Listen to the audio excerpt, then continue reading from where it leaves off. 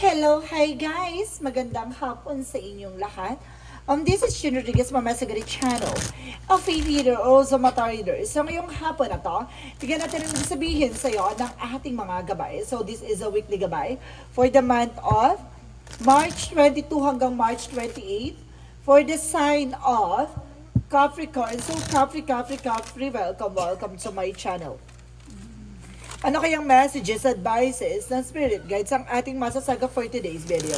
Kaya naman kayang energy o kaganapan sa buhay ng mga Capricorn ng ating mahagilap. So guys, this reading is a general reading lamang. Hindi lahat makaka-resonate. Kunin lamang pa makaka-relate sa inyo and comment down below kung kaninong energy ang ating nasagap. And of course, don't forget to like and subscribe my channel and hit the notification bell for more videos update. Or kasi maraming salamat po sa mga walang sawang pagsuporta sa aking channel, lalo-lalo na yung hindi nag-i-skip ng ads.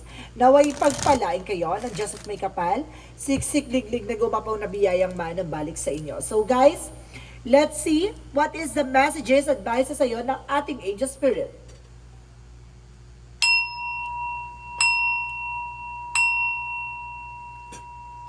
So, Angel Spirit, let's see what is the messages for you ng ating Angel Spirit guide. So, there is a Six of Cups. So, there is a past person coming back. Or there is a reminiscence or memories. No? May mga bagay dito na parang hanggang ngayon bit-bit mo pa rin. No? Parang may mga bagay na worries kang na kumbaga hanggang ngayon ramdam mo pa rin. So, let's see what is additional messages. So, there's a Four of Cups. Re-evaluate or analyze. May mga bagay dito na kailangan mong pag-isipan bago mo kunin isang offer. Kumbaga, bago ka kumuha ng isa pang bago opportunities, kumbaga, pag-iisipan mo muna, no? There's a species, no? There's a fishy ako nasisense dito na parang mayroong kumbaga, lihim na balak. So, ibig sabihin itong tao na to baka bumalik sa buhay mo. Yun pala mayroong intensyon, no? And of course, there is the King of Cups. So, there is a devoted, supportive person. May taong sumusuport at gumagabay sa'yo dito. At the same time, there's an Ace of Pentacles for a big money, big opportunity. So, this is the big slot. And there is a big break na papasok sa buhay mo. And because there is a Knight of Swords with an anxiety, sleepless night. So, some of you guys, kumbaga, ang daming kumbaga tumatakbo sa iyong isipan. Or some of you guys, kumbaga, nagkakaroon ng sleepless night that because of your negative thoughts or overthinking or being paranoid, no? So, let's see what is additional messages for Angel Spirit. And of course, there is the Four of Swords. So, there is a fear, no? There is an information na kumbaga, may mga bagay na kinakatakutan ka, no? At may mga bagay na pinapangambahan ka. There is a Four of Swords by intuitions. Kumbaga, marami pumapasok sa iyong imahinasyon, no? Kumbaga, maraming gumugula sa iyong isipan o marami kang bagay na gustong gawin. So, let's see what is the Six of Cups. So, there is a King of Wands by King of Swords with stop the pattern and being wise or being intelligent sa lahat ng mga desisyon, no? Kailangan magiging matalino ka sa bawat eksena at sa bawat ganap ng kaganapan sa buhay mo, no? Kailangan putulin, alisin ang nagsisibing balakid or alisin mo na at pakawalan mo na at putulin mo na ang kaugnayan sa nangyari sa nakaraan. So see, there's a Four of Cups, there's a Seven of Swords. So there's a cheating lying on you. Ibig sabihin, hindi porket nagbibigay ng offer or something apology or something offer or something a love offer or either kapatawaran, no? Kung sinasabi dito with the Seven of Swords, kumbaga hindi lahat yan ay totoo, maaaring kasinungalingan or may mga bagay na may plano, no? So let's see what is the what is the King of Cups. So, there's a Wheel of Fortune. Wow, there's a destiny to happen. So, talaga nakaikot ang kapalaran na aaring papabor sa iyong sitwasyon. At talagang itong tao na to ay talagang nakatadhana na matagpuan mo at makilala mo. So, let's see what is the Ace of Pentacles. So, there's a Black namin. So, wow! Guys, may gumagawa sa iyo ng hindi maganda dito at hinaharang ang pagyabong or pag-asenso mo, ha? Kumbaga, may gumagawa ng balakid sa iyo, kaya huwag ka magtataka kung nakakaranas ka ng delays or cancellation or either kumbaga pagtumal or pagbagsak ng negosyo. So let's see what is the Knight of Swords. So there is the Knight of Pentacles. So there's a security, no? Maging secure ka sa kung ano man yung plano mo or gagawin mo. There's a Knight of Swords na hindi ka makatulog, hindi ka mapakali kasi that because of palipad hangin. Maybe nagpapalipad hangin sa'yo. So there's a Four of Swords, represent the Page of Swords. Get more information. Makinig ka sa intuition mo. There's a gut feeling may nararamdaman ka na no? Kumbaga nagkaroon ka na ng curiosity dito, pero kailangan mo pa rin mag-take ng action. Kumbaga nalaman mo, naliwanagan mo, pero kailangan mong siguraduhin at kailangan mong puntuhin at tapusin. So let's see what is the Six of Cups and the King of Swords. Alam mo guys may ang lakas ng sense na ano ko dito na ang taong gumagawa sa'yo, it's either your ex or either an person ng ex mo or related sa'yo or friend mo. So let's see what is the Six of Cups and the King of Swords. So there's a Knight of Swords. So there's a success driven. At the end of the time, magsasuccess ka. So let's see what is the Four of Swords that requires the the Four of Cups that requires the Seven of Swords.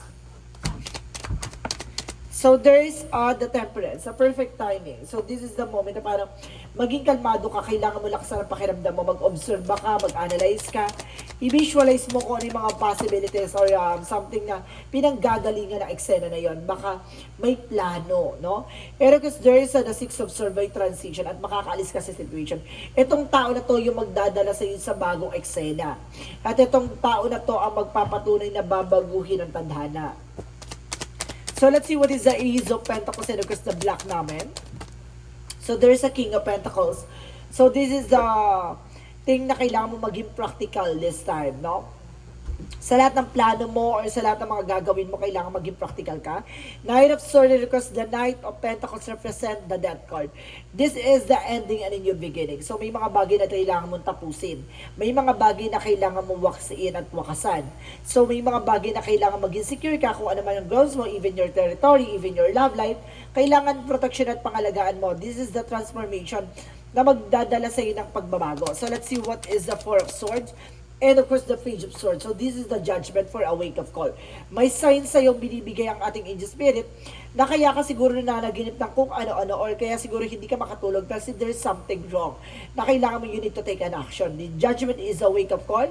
It's a caution or paalala na you need to take an action. So let's see what is additional messages for outcome. So there is a Two of Wands by choices, no? Choice mo yan kung maniniwala ka o hindi. At the same time, there's a Ten of Swords, there's a backstabbing, no?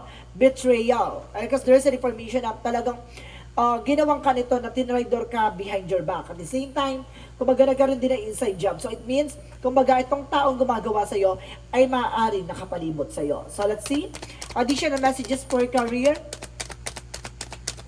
Sa career mo naman, there's an Empress card for a revert. So magkakaroon ka ng panibagong eksena at panibagong simula pagdating sa career mo at pagdating sa business mo or pagdating sa negosyo o hanap buhay mo.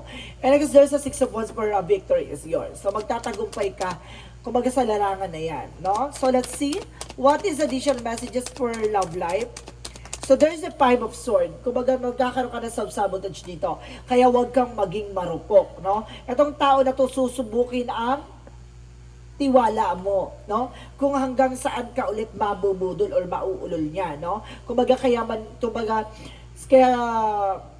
anahan mo, maging kalmado ka, kailangan maging mautak ka this time na hindi ka niya na ulit mauulol sa ganong sistema, eksena niya. So let's see, additional messages for health. Sa health, there's an Emperor. Be mature enough in being grounded. Kaya kailangan maging mature ka sa lahat ng decision or sa lahat ng gagawin mo. There's an Eight of Wands for fast communication and fast movement. So, ibig sabihin, unti-unti nang nagmamature ang iyong health. At the same time, kumbaga siguro kailangan mo i-boost yung yung immune system mo para naging maganda ang kalusugan mo. And of course, suddenly guys, kung mag-ingat sa mga kinakain mo, may nakikita ko mga bulate or something, mag-ingat ka kasi baka kung ano yung kinakain mong nasa paligid na nagkukos ng no?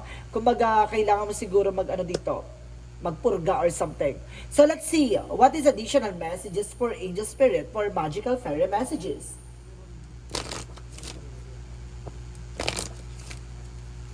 For magical fairy messages represent easy does it. So stop trying so hard to control everything and all the doors will open for you. So, ibig sabihin na, huwag mo ipilit yung mga bagay-bagay, no? Kumbaga, hayaan mo mag-unfold it naturally, hayaan mo mangyari siya kusa, no? Kumbaga, may mga bagay talaga, kung para sa'yo, may mga pinto ang magbubukas sa'yo, yun yung opportunity na ipagkakalob sa'yo. So, let's see what is the yin and yang oracle card. For yin and yang oracle card represents stability and flow. No, dadaloy na yung eksena dito. At the same time, there is a growth. Magkakaroon ka ng growth and expansion. At the same time, there is a dark night with a moon card mo. Ibig sabihin, ma-reveal na at malalaman mo na ang mga kaganapan sa buhay mo hanggang sa kasalukuyan na nararanasan mo. So, let's see. What is additional messages for Archangel Michael? So, there's guarded and protected. Pangalagaan at proteksyonan. Kung ano mga bagay na nangyari sa iyo, sa paligid mo. At the same time, admit the truth to your feelings and act accordingly. So, kumbaga, tanggapin mo sa sarili mo kung ano yung mga bagay na kung ano lang yung kakayanan mo. No? Iwasan mo magpanggap at iwasan mong no? Gawin yung mga bagay-bagay. And of course, sinasabi dito, there's God is in charge. So see, kumbaga binibigyan ka na ng mensahe ng ating Panginoon. Kung ibig sabihin nyo kumbaga yung mga message or information na binapabatid o hinahatid sa iyo ng angel spirit ay galing sa ating Panginoon. No, it's either nananaginip ka, kumbaga may signs na lumalabas sa iyo. Kumbaga you need to pay attention for this, no? Kailangan mo nang kumilos at solusyonan. So let's see what is the chakra. For the chakra, there's a soulmate connection. So, maaaring may soulmate dito na talagang magpapatunay sa'yo ng kahulugan ng pag-ibig. And there's a faith, no? Kumbaga, there's an faith for sinusubukan ng pananampalataya at tiwala mo. And there's a vanity. Iwasan mo yung mga luho, yung mga wala sa hulog na kagustuhan mo. No? Kaya kailangan mo na, hindi yung gusto mo lang. No? Iwasan yung mga luho, bisyo, ganon. Yung mga walang kabuluhan, invest yourself wisely. So, let's see additional messages. So, there's an information dito with the speaker, no? See, I told you, there's something orasyon or something, may nagpapalipad hangin talaga sa'yo.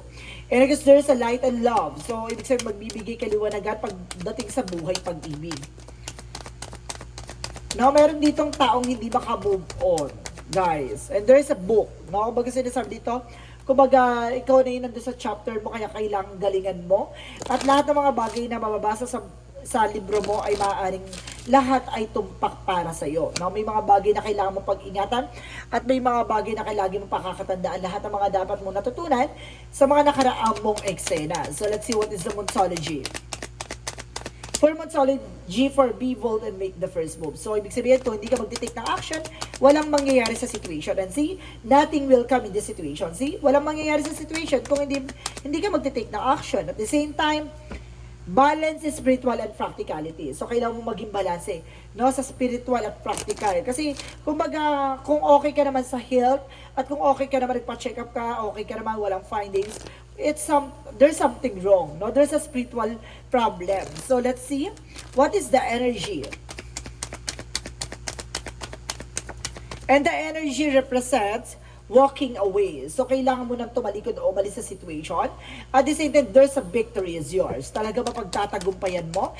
At sinasabi rin dito, guys, there's an action. See? Kailangan mo talaga mag-take ng action or kumilos. Kung hindi ka gagalaw at hindi ka kikilos at hindi mo susolusyonan yung mga problema pinagdadaanan mo sa ngayon, hindi ka makakaalis sa situation mo. At the same time, blossoming abundance. See? Magiging masagana ang kinabukasan mo dito. No?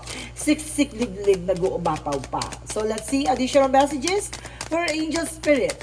So, imbis na malaking pera ang pumasok sa iyo, puro utang ang kaakibat nito. And because there is the haters, so there is a deep love. Ibig sabihin, obsession. Itong tao na to na gumagawa sa iyo, it's like an obsession. So, let's see what is additional messages for angel spirit. And of course, there's denial. So, i-acknowledge mo yung fear, palitan mo yan ng awareness. So, hindi sa natatakot ka. No? Kumbaga, binibigyan ka na something awareness na para malaman mo at matuklasan mo yung nangyayari behind your back. And there's an indecision. Nagkakaroon ka ng doubt and something fear. Kaya siguro hindi ka makapag-desisyon. So, let's see. Additional messages for angel spirit guides.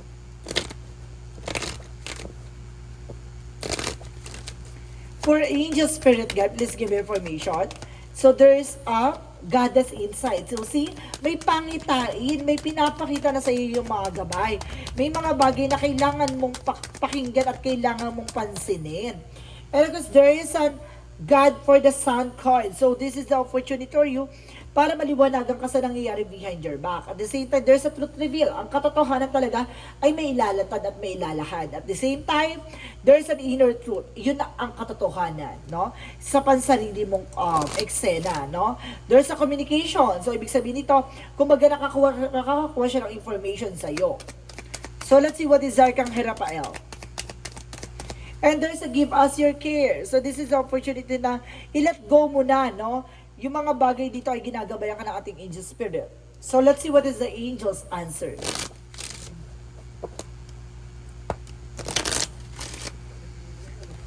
For the angel's answer represents... For the angel's answer represent what?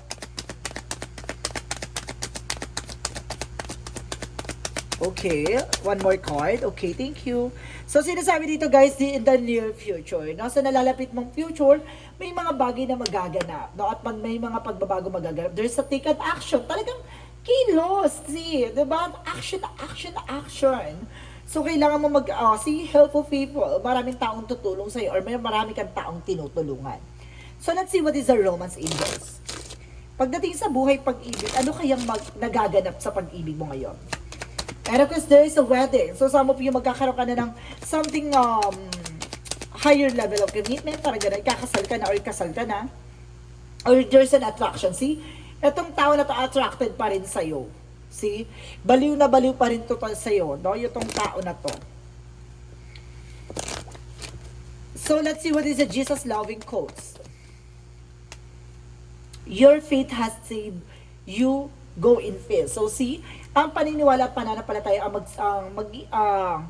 ang sasalba sa iyo, no? Hanggang sa kapayapaan, parang gano'n, no? Patungo sa kapayapaan. So, ibig sabihin nito, yung pananampalataya at tiwala mo kailangan buo, no? Para magkaroon ka ng kapayapaan at kalayaan sa kaisipan, gano'n. So, let's see, what is the angel's number? So, for the angel's number represents 0909. So, let's see. Wait lang muna, guys. For the synchronicities muna tayo. Para mas exciting. No? So, for synchronicities, let's see. For synchronicities. For synchronicities, Angel Spirit. One more card, please. Thank you.